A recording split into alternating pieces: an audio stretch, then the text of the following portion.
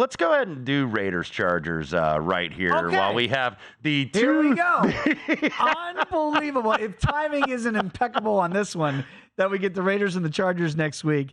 And again, as we mentioned earlier in the program, hey, Chargers do get the win. Okay. Opens 4.5. Look at the total, 49.5. How are the Raiders going to score that much?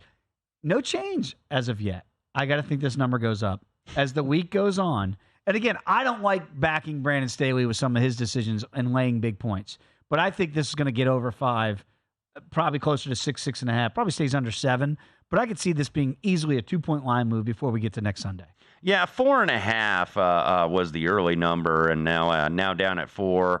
We'll see what it is tomorrow. I think it's probably going to dance in that 4 and 4.5. But with the Raiders and the Chargers next week, man, cue the circus music. I'm talking about it a lot on the network this week about how to back the Vikings or Chargers today, and the game played out that way. Just unbelievable decisions, and I think we might see more of the same next week between the Chargers and the Raiders. But it really does feel like, to me, if you made me play this game right now, I would play the Chargers, lay the 4.5. I don't know if I like the total so much. It feels a little bit high to me at 49.5 here. But I just look at it and I go, how are the Raiders? If they ran a little bit better tonight with Josh Jacobs, but he's really been a disappointment so far after just an unbelievable year a year ago. Jimmy G is not being protected. I know the stats going to look bad. One of those is a throwaway interception in the last play of the game as they try to make some miracle happen, right? So I'm not going to count that against him. But he's getting hit every play. Now, I don't know that the Chargers, and I look at the names in the Charger defense, and when I see a Bosa and a Derwin James, I go, how is this defense not better?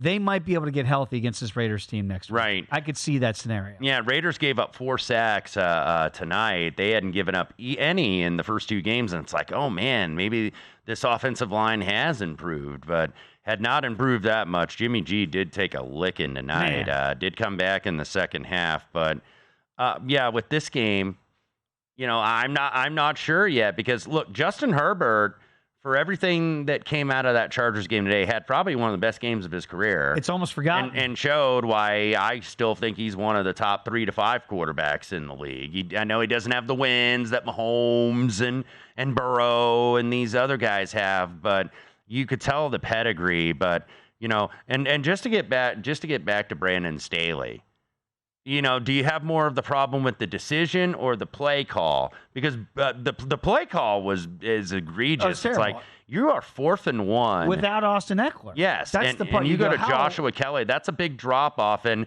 I know they weren't in the shotgun. I mean, I can go for 2 hours on running, short yardage out of the shotgun. But when you have Justin Herbert have to turn his back to make a handoff, what happens is the defensive line gets penetration.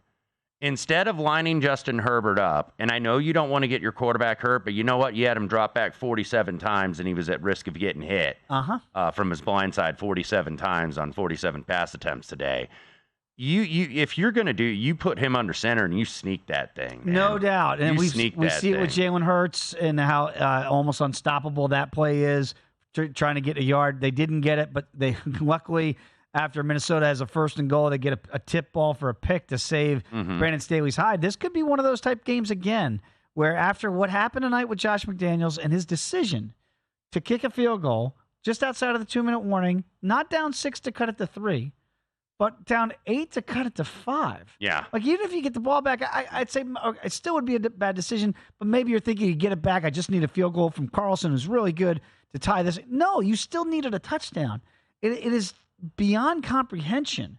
And now we have Brandon Staley with one of those decisions. I mentioned it to you earlier. Jimmy Johnson's doing the game for Fox. Jimmy hasn't been a head coach in the NFL since his Dolphin days in the late 90s. I haven't seen Jimmy upset as an old defensive coordinator and coach like he was today at Brandon Staley's decision. Well, and I think one of the reasons, too, is because Minnesota had no timeouts. Just punt it. They need a touchdown to beat you, not a field goal. Now, I know the guy, Seth Walder at ESPN, who puts out good stuff, says, it was a 7% better chance to do what Brandon Staley did, but it was still 81%. Yes! If you're really playing the percentages, and look, I'm a Staley defender for the most part, but That was tough to build a case for today. So he, again, 4.5 against the Raiders next week. You almost feel like Brandon Staley, you got to win that one too. You need to start putting some wins together here to get people like me off your back on what are you doing out there. But it is the battle of the interesting decisions, to say the least. Go to VSiN.com/subscribe to become a VSiN Pro subscriber today.